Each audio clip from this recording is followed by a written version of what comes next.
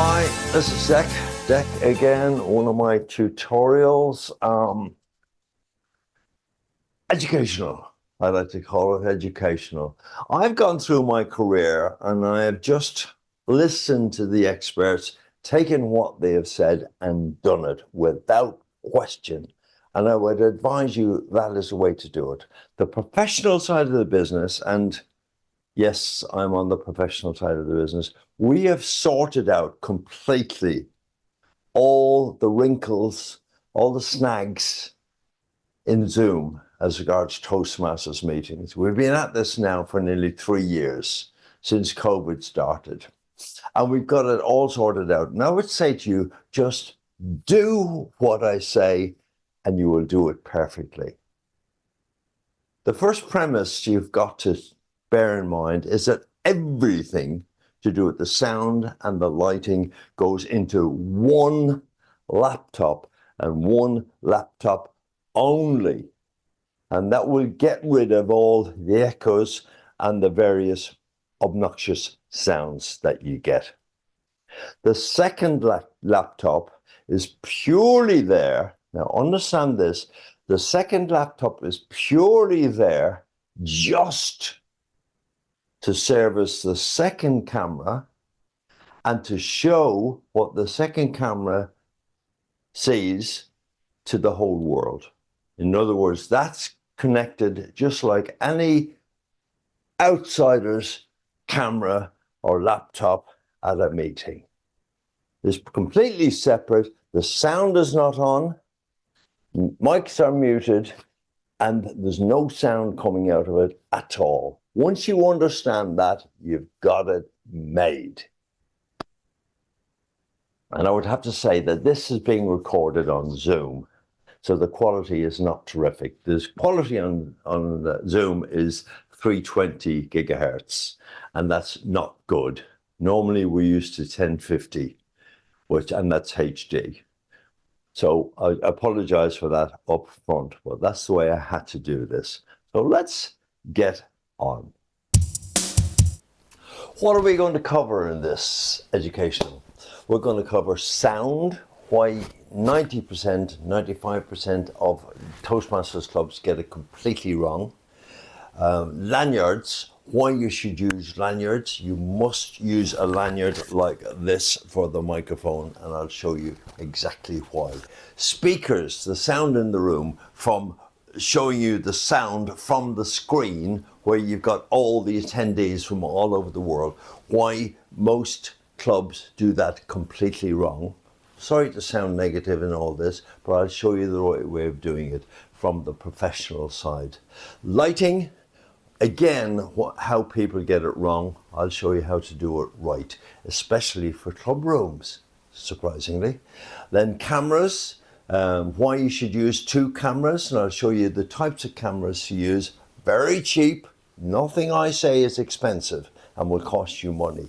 Laptops, why you should use laptops and laptops only, and preferably, I would say essentially, Windows laptops, because Macs simply are not fit for purpose for Zoom.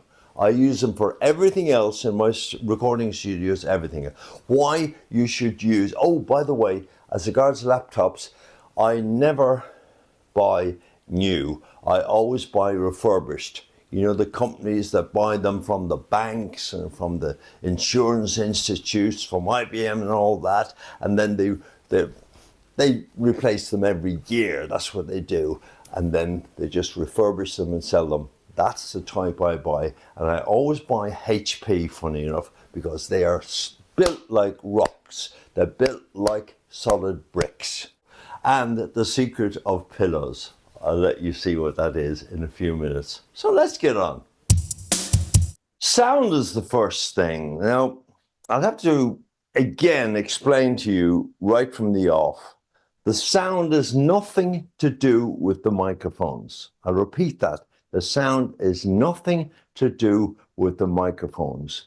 It's to do with the ambience, the echo, the reverberation, reflections, call it what you want in the room. Have you got that? Now, I'm speaking to you as if you're a school child. Apologies for that. I'm too used to doing that. But that's what happens. It's all the reflections and everything coming from the room into the microphone. In a recording studio, we have perfect sound. The sound in this room is pretty good because there are no what we call parallel walls. But this invention here has changed our lives completely. It was brought out about 6 months ago by a company I use a lot in China called Boya. And I'll put the detail down below. But this has changed life for everybody because they're so close to your mouth and they cut out all the reflections in the room. Boya microphone being used now by loads and loads of television companies right throughout the world. The idea really in a club situation is to pass the lanyard, always put them on a lanyard. And I'll tell you the reason why. If you don't put them on a lanyard, then you get that business of passing it from the Toastmasters to the speaker. If the speaker's a lady, fellas, ladies do not like you fumbling along with the front end. I'm trying to put that as politely as I can, but ladies do not like you fumbling around putting this on, okay? And it's even worse if you hand it to them and they're fumbling and trying to put it on. It's always pretty much a nightmare, So, put the microphone on a lanyard, yeah? And then it's so easy. If you're the Toastmaster, you're saying, and now, ladies and gentlemen, boys and girls, fellow Toastmasters, and very welcome guests, we now have the next speaker, who is Mary Bridges, and she comes from Idaho, and she's going to do a speech on the art of passing a microphone from one to the other. Here she is. A big round of applause for Mary. Boink. It's on. Do that a few times and you'll have it absolutely perfect. What you don't want to happen, believe me, is what I see all over the place. Yes, they get the lanyards and everything. You give them the lanyard like that, and the fella takes the microphone and starts shouting into it like this. Shouting into it, ladies and gentlemen, blah, blah, blah, blah, blah, blah, blah, and I hope you can hear how distorted this is. The next item I'd like to get on to is the sound in the room. As in the sound from the screen. Assuming you have a screen, you will have a screen because you've got to see the people who have dialed in to the meeting. Don't believe the advertisements that say you can bring in the sound system in your pocket and plug it in and you'll hear everything. No, those are not invented yet and they never will be. It's all to do with size as regards speakers. Now, my minimum would be in a meeting room would be 2 10-inch speakers. 10-inch speakers. They're not expensive, on poles, and you will have perfect sound. Perfect sounds. Okay. Next thing I'd like to cover is lighting. You need to be as well lit as possible, and there's a mantra in the photography business and in the video business that you need to have as much light behind as in front. Now we've got 2 lots of lighting in front, mainly because I do everything on the cheap. I don't spend huge amounts of money because I like to do it properly and spend the least amount because I understand that people don't want to spend money on equipment. And this is what I've got. Look, I've got an absolute bog standard circle light. Circle light is there, look. And that is just there, like that, okay? On this side, I've got, it just happens to be my reading light, which is the light that I like to sit there, and that's the reading light. It's an LED light, doesn't use much electricity, and it's perfect for the job. You notice that I've got a light on one side, and I've got a light on the other side. And the reason for that is is to avoid, and I'm trying to get them, yes, if I look directly into that light there, you'll see it's reflecting in my glasses. But if I'm speaking to you normally like that, you don't see any reflection. You've got to have a light on that side, light on that side. If you have a light right in front of you, you've got reflections in the glasses about what you do. As regards having as much light behind as in front, it's a theoretical thing. It's to do with the aperture of the lens of the camera. So what I do to get around there is a cheat. I put a light just sitting there, and that light fools the aperture, the automatic aperture in the camera, and will give lovely skin tones. I think the skin tones are pretty good, and it's all about skin tones. As regards cameras, you do need minimum of 2 cameras. But having said that, you can have 2 main cameras, and then as many people as they like just put the meeting onto their iPhones. But make sure that the microphone is muted, yes, and the speakers are muted. Make sure of that. But you can have as many as you like in the room. But this is the camera that I use mostly. It's a bog standard Logitech 940. The second camera I've got is this one. It's called ViewSonic. It's a wide angle view and it's 110 degrees. So it's perfect for picking up the whole room. You can see there on the left, that's the view. It's picking up my back at the moment, but that picks up the whole room perfectly.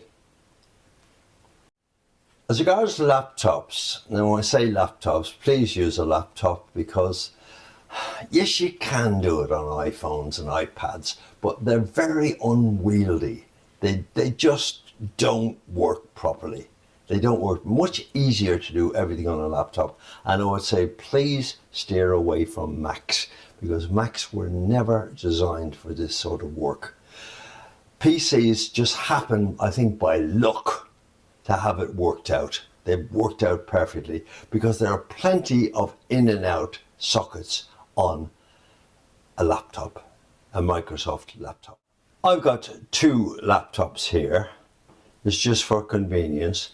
These laptops can be anywhere, be on the top table. You can have one guy who is absolutely dedicated to just using the laptop, or 2 laptops you can have. And then I've got the second laptop here because it's convenient when we're doing the meetings. Then we can see a room view, gallery view, and also the speaker view. That's the way we do it. You can, so long as you use 2 laptops, I would say you can have them anywhere you like. Now I'll show you now the wiring up, and this is the most important part. Now you'll see here the most important thing is the wiring, and this here is the sound going out. And this is where Macs don't make it, because they've gone onto Type-C connectors, which nobody has got, let's face it, to connect like this. So that's just a bog standard, look, an 8-inch, and it goes in there. This can be trailed anywhere in the room and comes up to this jobby. And that's plenty powerful enough. It's an 8-inch speaker, and it's plenty powerful enough for in here. Next thing we've plugged in is this jobby, which is the receiver for these Boya microphone. The next bit of wiring you got to know about is the play port on the side of the laptop, and that's where the HDMI wire goes into, and this is a high definition something or other it's called. It's for playing onto a large television set if you've got one. If you don't, that will go into the projector which you'll be using. You can use a projector, or you can use, if you're posh, you'll have a huge TV, you know, the sort of thing, 55-inch. But that's where that goes in. That goes in just there, and that's it there. That goes all the way around, all the way around, all the way around, all the way around. This is quite a large TV, and it's good enough for this meeting because there's usually only about 4 or 5 people here. That is just connected straight into the TV. That goes straight into the back of the TV. The next connection we've got is a connection for the camera. This camera is connected straight into the first laptop. So we've got all the connections now into the first laptop. The first laptop is really operating virtually everything. You've got the sound coming out of it. You've got the sound going into it there. You've got the HDMI, which is going out to either a projector or a large screen TV. You have got then the main camera, which is right in front of me here. That's the main camera. The most important thing you've got to understand is the 2 laptops have got to be essential. They have got to be hardwired, what's called hardwired. Do not use Wi-Fi. It's so unreliable, you will get into trouble. But hardwired, now I'll show you what hardwired is. That's hardwired in the back. Okay, that's hardwired. And this goes a massive wires, and that goes into the router. There's one little trick I'll give you while I'm on about it, is that people say, how do we get such good skin tones? Well, obviously I've explained about the lighting. Make sure you get as much lighting behind as you have in front. And also a little trick, I've got a little light and it's shining up there onto the ceiling. So the light is giving just that little bit of a colour. It's nuts, it's theatrical. It's a stage theatrical TV trick, but there we are. How do you stop people going off screen? Off screen in the room, in a big room. It's very easy. You know the sort of thing where people are talking away and they're talking away and then suddenly they disappear. There's a very easy trick for stopping that, and it's just these jobbies. Pillows, that's all they are. Look, get a few pillows, put them on the floor, one there, and you work out, that's the furthest I can go. That's the furthest I can go. Go to the other side, let's see, and that's the furthest I can go. That way you do not have to look down at all. If you put strips of gaffer tape or marking or chalk markings or whatever, you've got to look down and it just looks stupid. But with the pillow, or you can put a box, but that is what I use, and a lot of professional people use it. And it's great, you will never ever go off screen. Perfect, isn't it? Perfect. I hope that's not too technical. It's just common sense stuff really, and you can learn it anyway. You just have to be shown it a few times and you can learn it. But the most important thing I feel you've got to understand is you do need 4 people in the club, men, women, boys, girls, who are tech savvy or want to be tech savvy. Because I'll tell you where you need 4. If you've got 4 people, one of them, when the meeting comes up, will have to fly to Honolulu because the cat had kittens and she wants to give the kitten to somebody in Honolulu. That's the first excuse.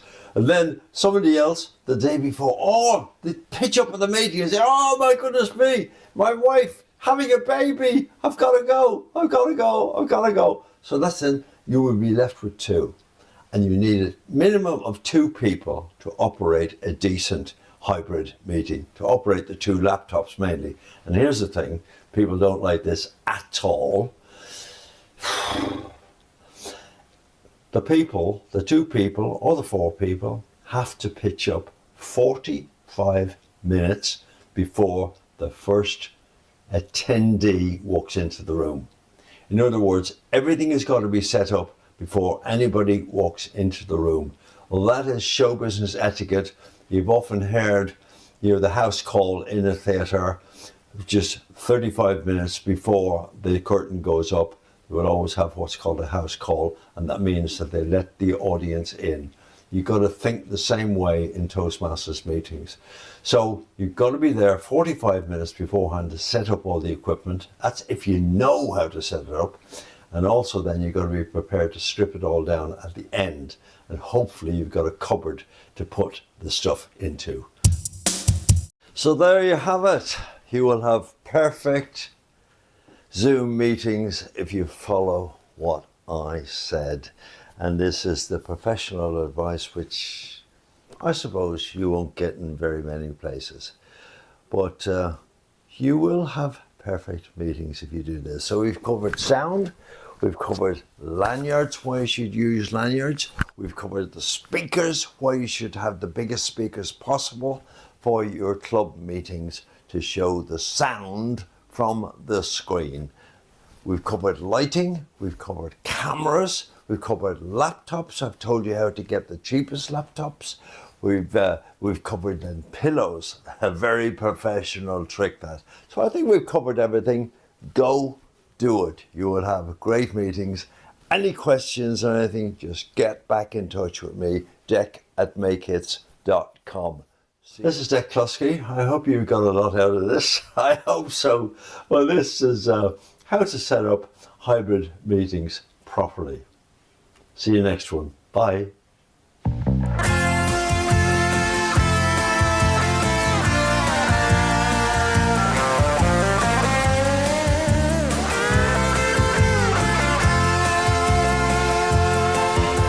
City girls just seem to find out early how to